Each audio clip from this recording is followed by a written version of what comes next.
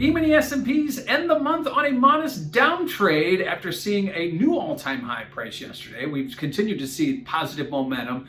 It's all about the reopening trade, the economic expansion trade, the vaccine trade, the Fed-involved trade, whatever you want to call it. It continues to push higher. That trend has been going on for quite some time, so I wouldn't read too much into what we saw month-end selling today, albeit we have seen some narrower trading ranges over the last week or so. We continue to creep higher and push levels to new highs.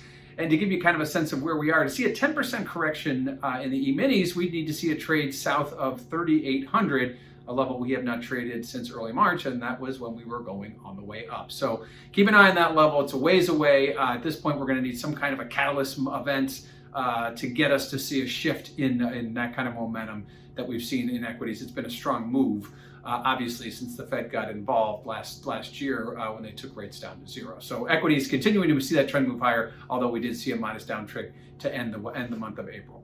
Now, what does that mean for volatility? Well, as we've seen equities rally, volatility has gone down. That's pretty much been the case going back for years. It's no surprise, but we have seen volatility uptick slightly this week. And actually, on a week-over-week basis, we're going to get our highest weekly settle in the VIX index going back to March. So obviously we're seeing things kind of creep up higher. It's still below that critical 20 level. We haven't seen a trade above there in quite some time, but certainly we have to be concerned if we start to trade north of 20 or actually approach 30, which seems like miles away. But at this point, the volatility index is not showing you any fear or any concern in that priced in, especially with the Fed meeting this week and Chairman Powell continuing to say the Fed's going to stay the course, at least for the short term. There is no need to break out the panic hats, at least not yet. Equities continue to remain very strong, a very favorite asset class to be purchased, to be buying in right now. And that seems to be the place to be. It has been for quite a long time. Now, what do we have next week? We have continued earnings. We've got a lot of big names behind us, but we do have some big names ahead of us at this point. So earnings will continue to take center stage. We likewise have the jobs reports, plural reports. We have ADP on Wednesday, we have claims on Thursday, and we have the non-farm payroll on Friday. The non-farm payroll expected to be upwards of 1 million new jobs. So that'll be obviously a big number. Last month we were at 900,000+.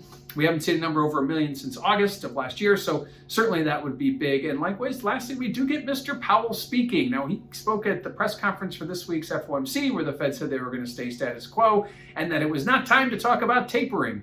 Well, there were some Fed speakers out late on Friday talking about the fact that maybe it is time to start talking about tapering. It'll be interesting to see if Mr. Powell has any comments for that. So equities heading into the end of the month see a modest downtrade, but the momentum and the head of steam continues to be higher. Recall we set a new all-time high yesterday, and ahead of next week's Powell speech on Monday, earnings all week, and the non-farm job report on Friday of expectations of over 1 million.